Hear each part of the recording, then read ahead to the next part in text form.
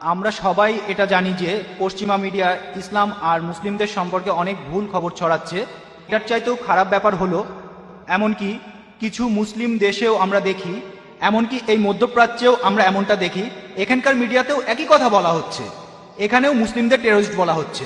ভাই, আপনি প্রশ্ন করলেন যে মিডিয়া ইসলামকে মিথ্যা অপবাদ দিচ্ছে। দুর্ভাগ্যজনকভাবে কিছু মুসলিমও তাদের শব্দ ব্যবহার করছে।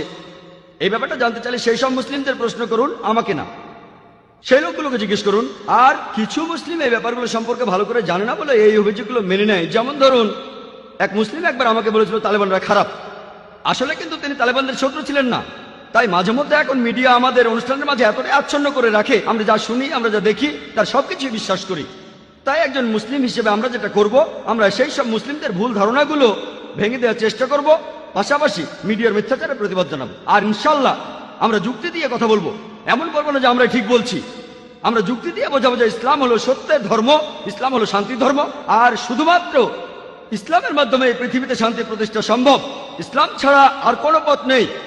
আল্লাহ পবিত্র কোরআনে সূরা ইমরানের 19 নম্বর আয়াতে উল্লেখ করেছেন, ইন্না দীনা ইনদাল্লাহিল ইসলাম, আল্লাহর কাছে একমাত্র গ্রহণযোগ্য দিন হলো ইসলাম, যার অর্থ নিজের ইচ্ছাকে আল্লাহর কাছে সমর্পণ করে শান্তি অর্জন করা।